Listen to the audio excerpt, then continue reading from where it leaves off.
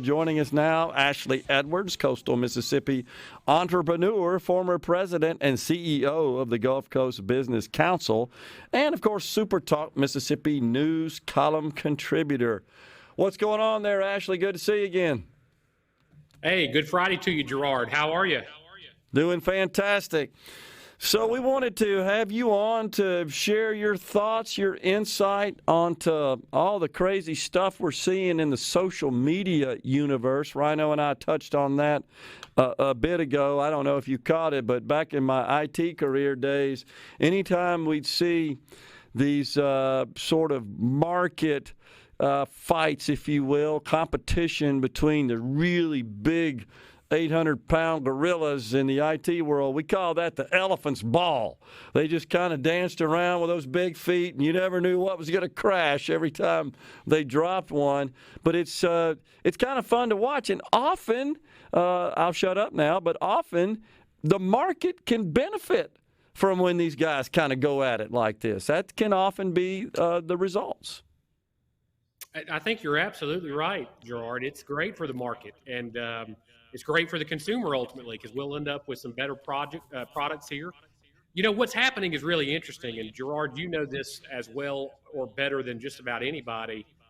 Social media industry is facing some real seismic change. AI is going to be a huge threat ultimately to what they've built, and so the race to sort of integrate all these new tools and the race to fully monetize the outcomes, create these sort of e-commerce giants, you know, Elon Musk's vision of an everything app, which is sort of why he purchased Twitter. You know, I tell people all the time, Elon Musk didn't buy Twitter because he just really wanted to chat with people online. He bought Twitter because he said, I need a vehicle, a platform to create the next iteration of what this is going to become, which will be an economic force. And, you know, look, Elon Musk has made some maybe missteps along the way. I think he's got an overall strategy that's very sound, but it's difficult to get sort of through this startup period. Mark Zuckerberg and Meta / Facebook have come onto the scene and really tried to challenge Twitter. But the interesting thing about it is it's not really a direct challenge or direct competition with Twitter, because they're trying to create a different user experience, one which I find pretty boring. I mean, you know, they say, look, we're going to de-emphasize news and politics, and you know, I don't really care. I mean, I personally don't care a lot about watching celebrities talk about, you know, what food they're eating and what interests them and all the issues of the day. So Twitter is still a little bit more my flavor, but you know, naturally what you see happening is this sort of evolution of this market. You've had some startups, you know, Blue Sky, for example, or Mastodon, that have tried to come online and be challengers to Twitter. And there are a lot of people that rave about the experience on there, but it's still a very small experience because they don't have the user base. So the reason that this week I think was, you know, obviously so monumental into social media history is because Meta, through the Threads app, ended up with 100 million users in a week, which is significant. It took Twitter about a year to reach that milestone when it first started up.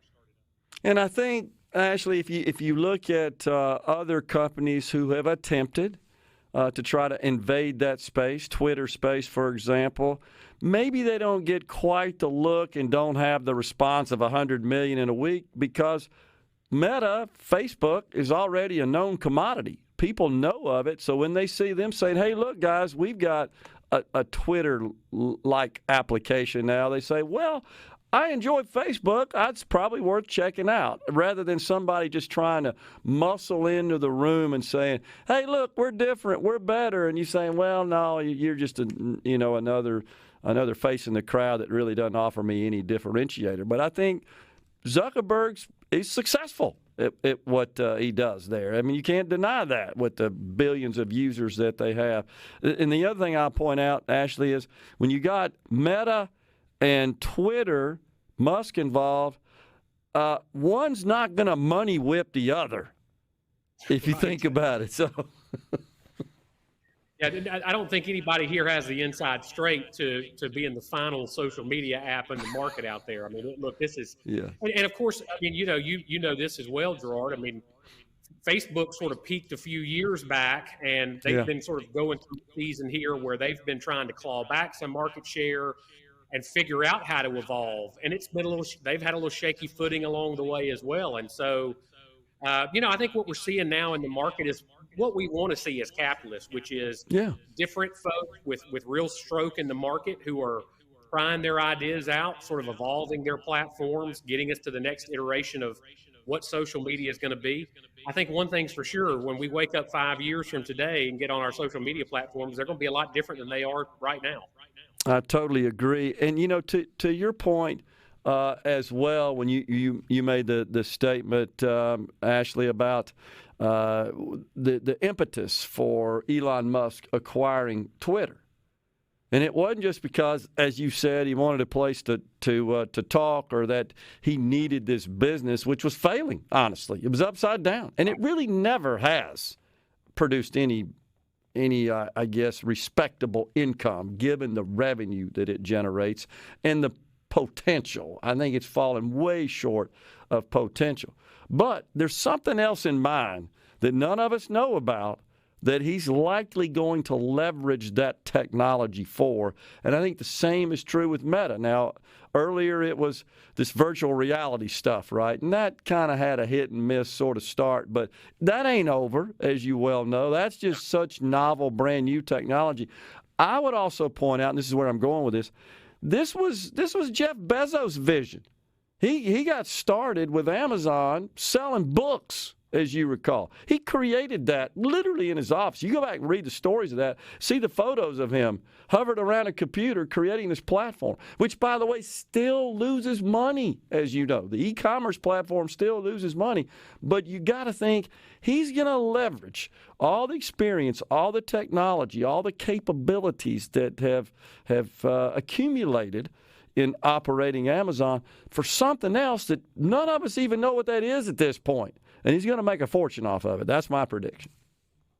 I think you're absolutely right. I mean, look, these are innovators, whether it's Bezos or Zuckerberg or Elon Musk, these are innovators. I mean, you think about Elon Musk's history. I tell people all the time, you have to think about Elon Musk in a little different terms than a lot of folks, because, his end goal 10 years ago was, I want to create a string of companies here that are going to be responsible for the largest market share of surface transportation on the earth, and transportation to the ways that we're going to make human beings and interplanetary species. He had a great sale of PayPal, but he kind of got run off by the board there, because he wanted to take on the world banking industry with PayPal and say, look, he almost was moving a little too fast. And so I never really count Elon Musk out. But on the same note, Zuckerberg has led sort of this innovation of the digital world and digital commerce, and all these guys are dealing with a pretty solid foundation underneath them. It's hard for a startup to come in and compete in that space, but certainly these guys, they've got the tools to be very successful in what they're trying to do. Do I think that they're all going to come out winners? No, but I think that this is going to start to shake out the way that this social media is going to evolve in sort of the next phase of the market. So you just wonder, Ash, if in Meta introducing a Twitter-like platform, does this maybe sort of ease the pressure coming from many in Washington who want to bust them up, say they're too big? And it's both sides of the aisle, as you well know. That's not unique to any particular party who claim that they're maybe a little monopolistic in nature. Maybe does this take the pressure off of that? I think it could to some extent.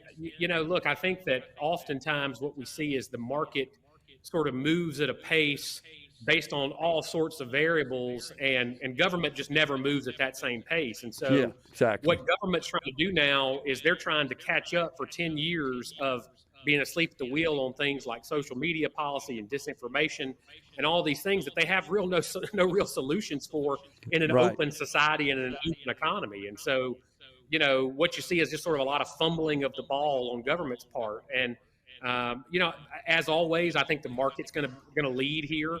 You want the market to clean up its act, usually give them an economic incentive to do it, and they're going to do it. And I think that that's what we see happening right now in the social media space. So it might take a little pressure off of them, because nobody's got a monopoly in that space. And as time goes on, you're going to see competition from all sides. I mean, I'm very sort of interested in the outlook of some of these AI startups, which, by the Yeah. way, Elon Musk now has his own, Yeah. and the way that this is just going to completely revolutionize digital media, social media, really every part of our economy, but especially those pieces. I don't even think we can conceive of right now the impact that's going to have over the next decade. I agree with you. It's going to be fascinating to sit back and watch, and I'm sure we'll be talking to you about it some more. Thanks a lot, Ashley, for coming on. Gerard, always a pleasure. Thank you, sir.